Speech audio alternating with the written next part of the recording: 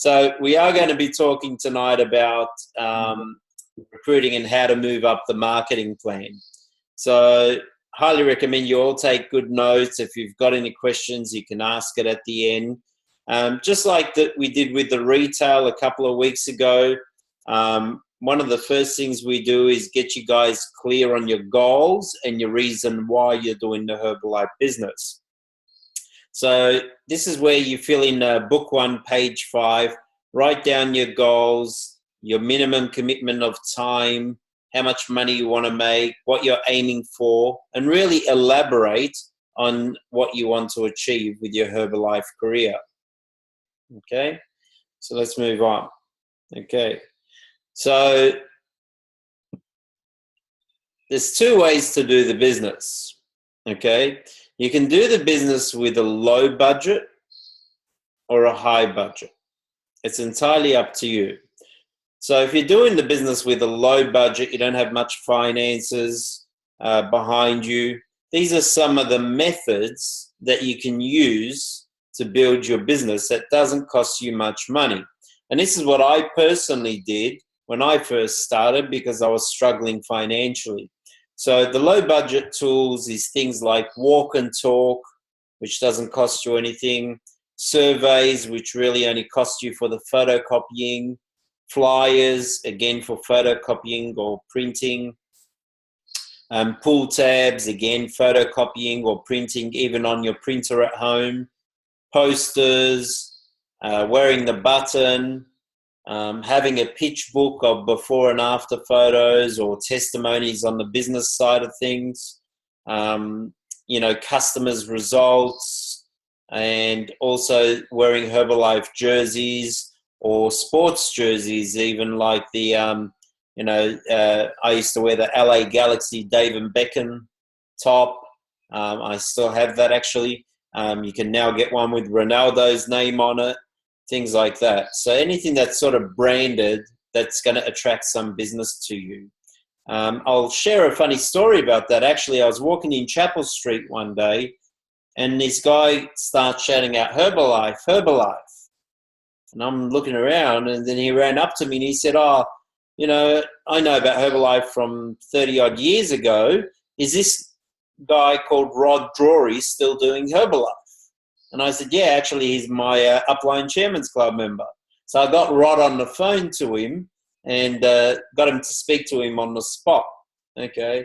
So it's amazing that 20, 30, 40 years, nearly 40 years in the company's been around, 36 years, that people have seen the brand or know someone who's done Herbalife and, don't have any questions really on how to get started. It's more about, okay, it's obviously still around. It's a popular company and a strong company. So, you just never know who will approach you by wearing the jerseys or the T-shirts, okay?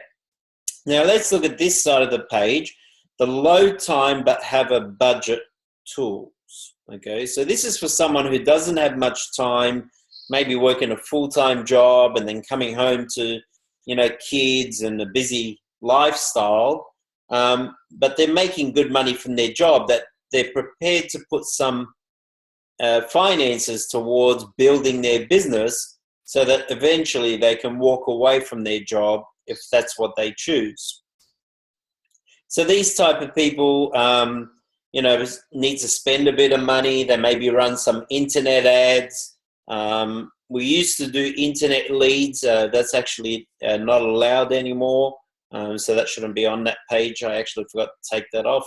Newspaper ads. You can do, letterbox drops, which is like mailings, sending out personalized letters to people.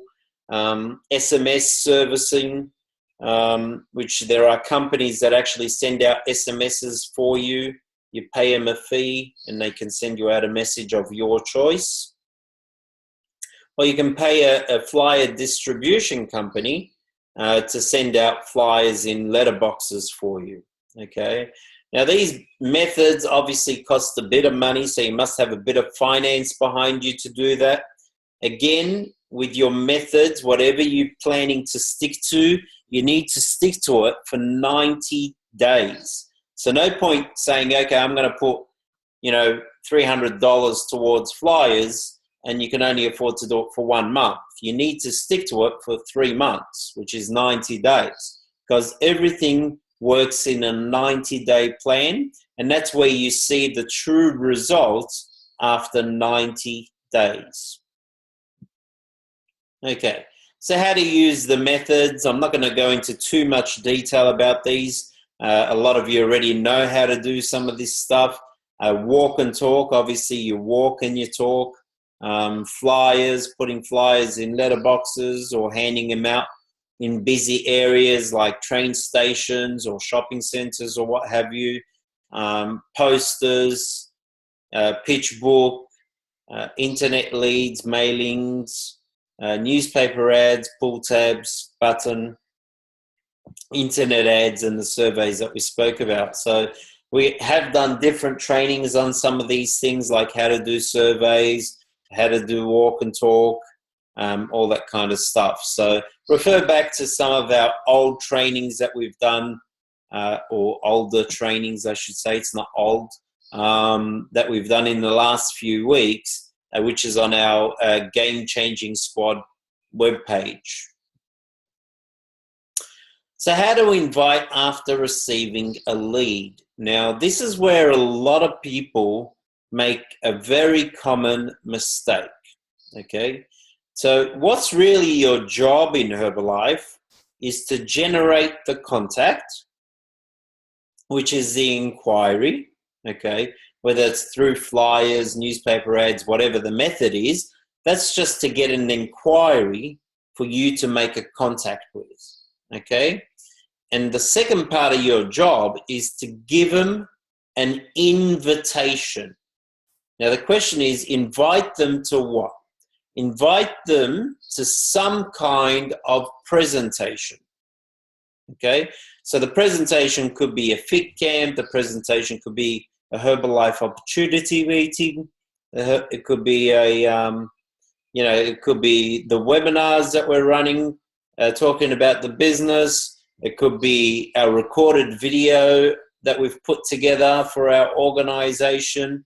It could be a website that you're currently using for the business side, like the one that I've recommended you guys through herbal-nutrition.net.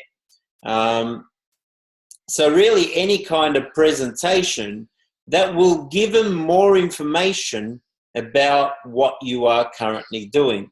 So more about the business opportunity. So your job is not to do the presentation. All your job is to make the contact and give them the invitation to the presentation, because the presentation will actually do all the hard work for you. Okay, it takes pressure off you as a distributor or a member to explain to people what you're doing. So instead of you explaining, you use the presentation to engage the people to have a look at what you're currently doing, okay? And then the fourth part, which is the close. And again, it's not really your job to close the prospect, because the information through the presentation should have given them enough information to make a decision. So all your job is, after the close of the presentation, is to really ask a question: do you see an opportunity for yourself to get involved with us? That should be your only question at the end of a presentation and a close, okay? So your job is not to convince them, because reality is, if they're not convinced by the presentation that they see an opportunity, then they're probably not the right person to get involved with you anyway. Okay, so I'll give you an example. You all know Patrick, obviously, and Patrick came to a presentation with Marco. Now, when Marco and Patrick came to a presentation, they were excited by the product results, which was the first part of the HOM. The second part of the HOM was the actual business testimonies. Now, Patrick was convinced by the product results, but he was not convinced by the business results. And what happened is Patrick actually said to Marco, hey, let's leave this. This is all, BS. It's all made up or whatever the case might be. And Marco actually said to him, well, we're here. Let's just sit till the end. Okay? And then by the end of the presentation, Patrick's thinking was different because he thought to himself, well, what if what these people are saying is true? Okay? Even if it's only 10% true, well, I'll still be making a lot of money. And that's how Patrick thought. So that's why Patrick, at the end of that presentation, decided to get involved with us. Okay? So that's why you've got to just focus on the first two things, to make a contact and to give them an invitation to the presentation. Let the presentation do the work and closing do the work. And then you just ask the question, are you ready to get started? So let's talk about business budget and planning. Now, this is really, really crucial because this is some of the most common mistakes why people end up failing in this business, okay? They actually run themselves out of business because they don't manage their finances properly in the business, okay? So let's talk about the business budget and planning. So don't run yourself out of business. Make sure you reinvest back into your stock. This is what creates cash flow for your business. So the first thing you need to do is when you sell any of the Herbalife products, if you're a supervisor, you know you make a 50% profit. So for example, let's say you made a $100 sale. Out of the $100 sale, you've got to take the $50, which is the cost of the product, and put it back into the product. Okay, you've got to reinvest it back in the product. Because if you actually spend that money, then you've actually put yourself out of business because you've got no more money to reinvest into stock, which actually creates more cash flow. Okay, which makes perfectly good sense, right? The second mistake a lot of people do is they don't allow a certain amount of running for running costs of their business. Now you have to understand this is a business and there are going to be expenses like your phone bill, your electricity, attending some trainings, if you're going to be printing some flyers or business cards or stationery or your internet costs or what have you, okay? So you need to allow a certain amount of money for these expenses every single month. The third mistake is, that people don't reinvest in their business. Now you need to set a budget aside for your marketing campaign that you can commit to for 90 days. So like I said a bit earlier, if you're planning to, pay someone to distribute flyers for you, you need to be able to afford to be able to do it for the next 90 days. No point doing it for 1 month and nothing for the next 6 months, okay? It's a great way to run yourself out of business. Okay, so setting a 90-day plan. Now, depending on a distributor's action plan, that they filled in on book 1, page 5, which is their goals, we need to determine how much time and effort they put in retail and how much they put into recruiting. I always recommend to choose a minimum of 3 methods for retail and 3 methods for recruiting versus the hours committed to their business. So really important when choosing the methods for your business to make sure they're methods that will match the time that you're going to commit to the business. No point saying that you're going to do flyers if you can only work Herbalife for 1 hour a day or 2 hours a day, okay? I know to do flyers, for example, to distribute 250 flyers, on average will take you about an hour if you're putting them in letterboxes, okay? So by the time you walk house to house and around the block and back to your car and all that kind of stuff, you know, every 250 flyers takes you about 1 hour. So if you only work in Herbalife 2 hours a day, you know, and you're spending an hour on flyers and then a bit of travel time from your house to the location you're doing flyers and coming back to your house, there's already an hour and a bit gone from you doing activities every single day.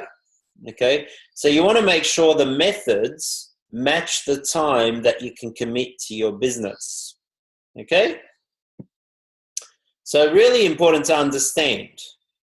There's three things, there's 3 R's in our business. Okay, the first R is retailing the products, and that's why we recommend you have some methods to get some clients.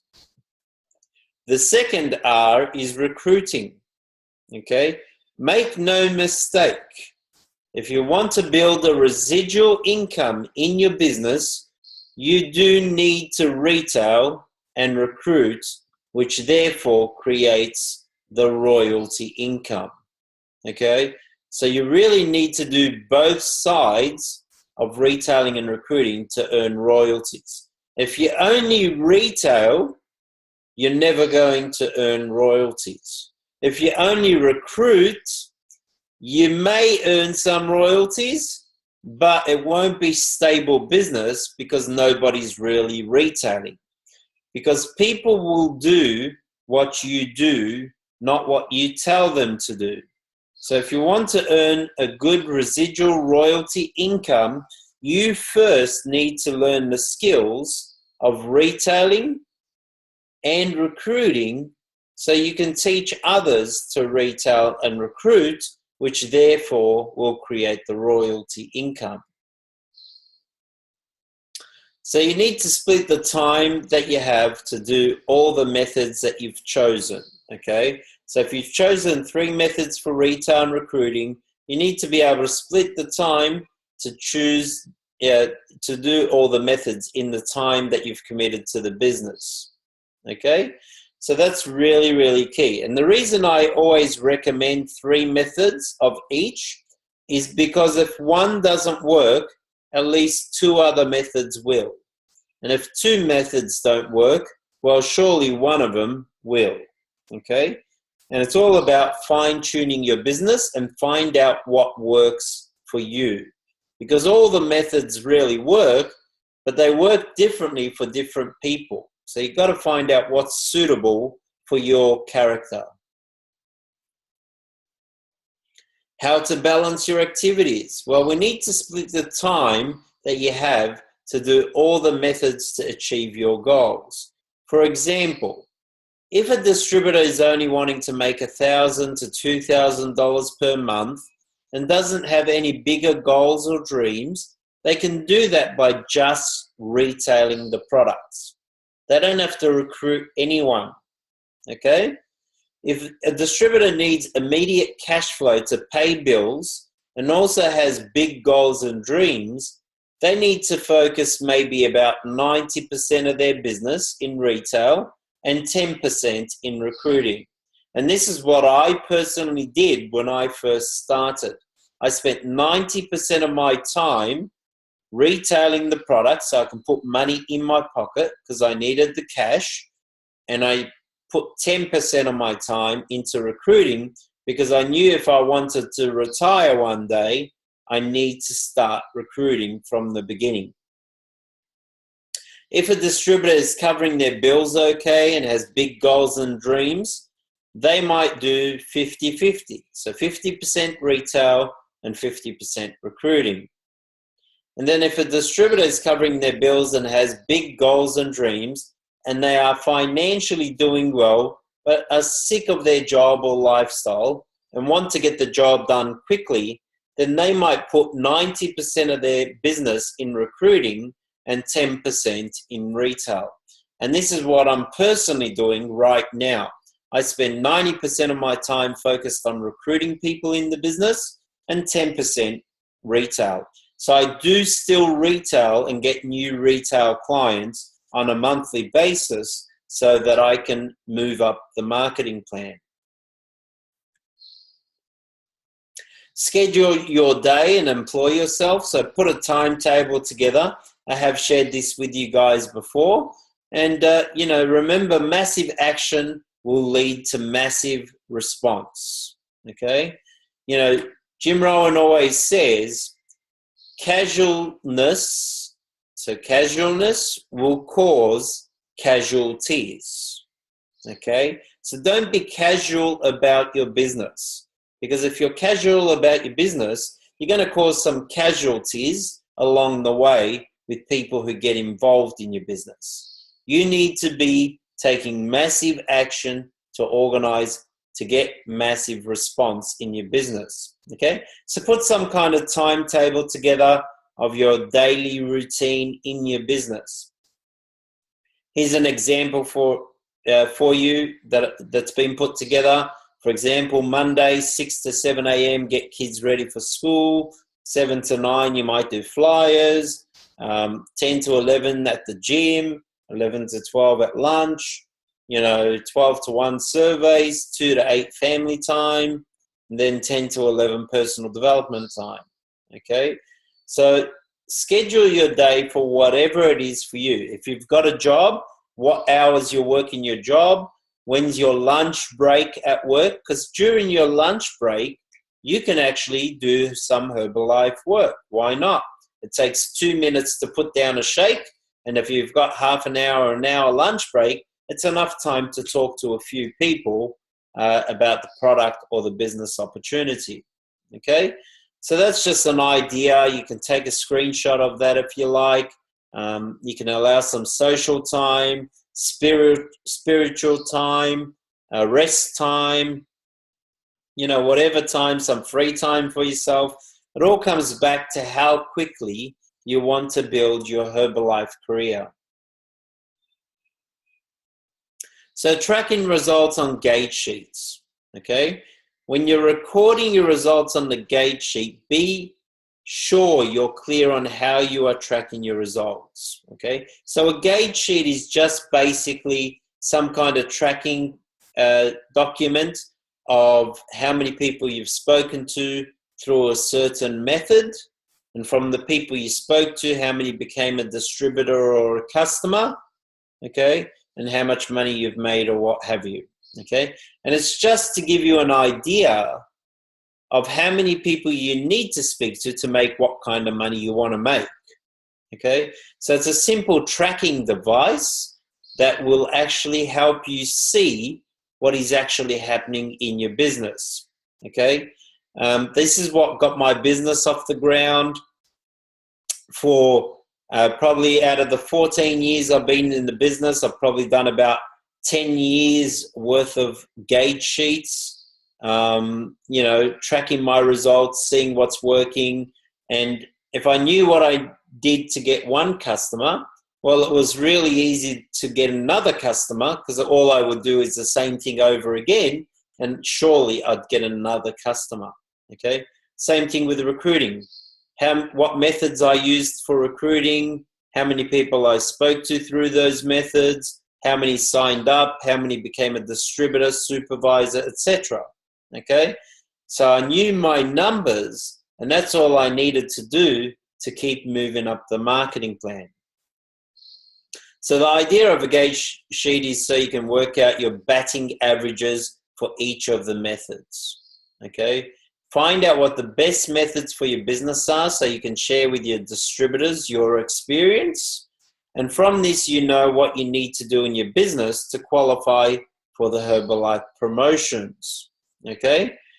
On average, if you're doing 40 presentations, this is proven numbers, you'll get about 10 sign-ups, and that will equal at least 2 supervisors out of every 10 sign-ups. Okay? So 40-10-2 is the number to remember, okay? So ask yourself, how many presentations are you doing per week, okay? And how many sign-ups you're getting per month, and how many supervisors are you getting per month, okay? So look at your presentation, sign-ups, and supervisor numbers. Gauge sheet is the key to making sure you get the best results in your business. It really shows you the numbers, and most importantly, it keeps you accountable to your upline, because it's a good idea to share with your upline your numbers, okay? And more importantly, it keeps you honest to yourself, okay? Whereas when you look at the numbers and go, oh, I really haven't been speaking to that many people, then you know what's happening in your business is a true reflection of what you're doing for activity in your business.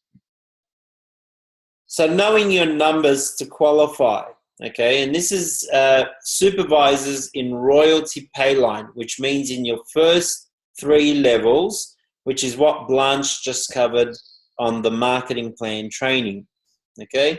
So on average, and this is worldwide statistics, on average, for you to become a global expansion team member, you need about 20 supervisors in your first 3 levels that are producing some volume, okay?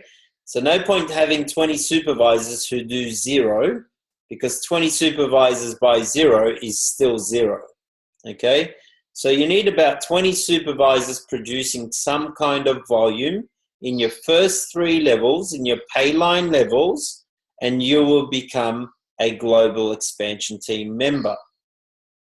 To become a millionaire team member, you need 55 producing supervisors in your first 3 levels. Now, I can tell you from personal experience with this, that when I went global expansion team, I had about 20 supervisors, so that's absolutely correct. And when I went millionaire team member, it's funny because when I was in qualification for millionaire team member, every time I would get a month of qualification for millionaire team member, I would have more than 55 supervisors on my statement. The months that I dropped my millionaire team qualification, it was 54 or less. Okay, so just that one supervisor could make the difference of qualifying or not qualifying. Okay, so and president's team is about 120 supervisors in your first 3 levels. So you've all heard Patrick speak about in the past the 3, 5, and 10 plan. Basically, 3 people who find 3 is more than 20 supervisors, and that's why you'll be a global expansion team member.